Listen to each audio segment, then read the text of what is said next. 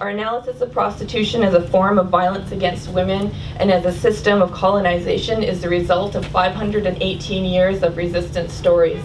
Stories told to us by our grandmothers, who have retold the stories of their grandmothers, who have retold the stories of their grandmothers. This analysis is not based on academic research conducted by academic researchers far removed from their academic research subjects. This analysis is based on our life experiences, on what we have seen with our own eyes and heard with our own ears and felt with our own bodies. It is based on the life experiences of our mothers, our sisters, and our friends. We say prostituted woman, not sex worker. This term prostituted women recognizes the forces like colonization, racism, patriarchy, and capitalism that are funneling women into prostitution. The male demand for access to the bodies of women and girls creates and fuels the market that allows pimps, brothel owners, and traffickers to profit off our backs.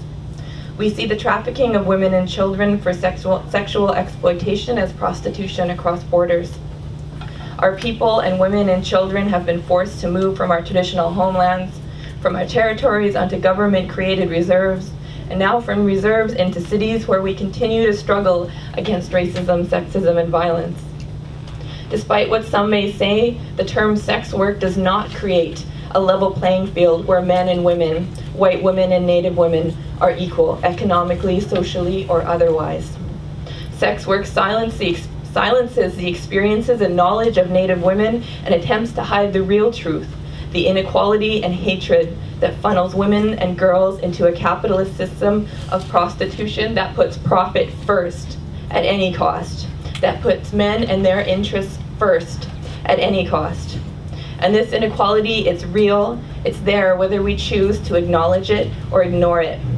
And we can see it right now. I can acknowledge it right now in this room as I stand here before you, hundreds of kilometers and thousands of miles from my homelands, speaking to you all in a language that is not mine, because I'm not fluent in my own language. Do you know how much that hurts? I stand here speaking to you in English as a product of residential school, and I stand before you having to ask you to please consider my life and my knowledge, and my mother's life and my mother's knowledge as something that is valuable. Aboriginal women are smart, strong, and proud, and we know what we want. We want real choices. A choice between unlivable welfare, a job that pays an unlivable wage, and the institution of prostitution in a culture that tells girls from birth that our bodies are for men's pleasure is no choice.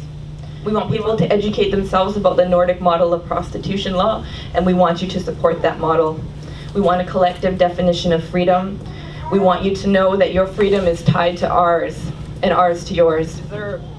We want a world where Aboriginal women are listened to and recognized and respected, a world where Aboriginal women have the opportunity and means to grow old, a world where we can learn and speak our languages, a world where our territories and homelands are recognized and respected as such. Our freedom and safety as women and as Native women indigenous to this land is possible, and we won't be told otherwise. We are women who have survived over 580 years of attempted genocide, and we know what we want. And what we want is an end to prostitution.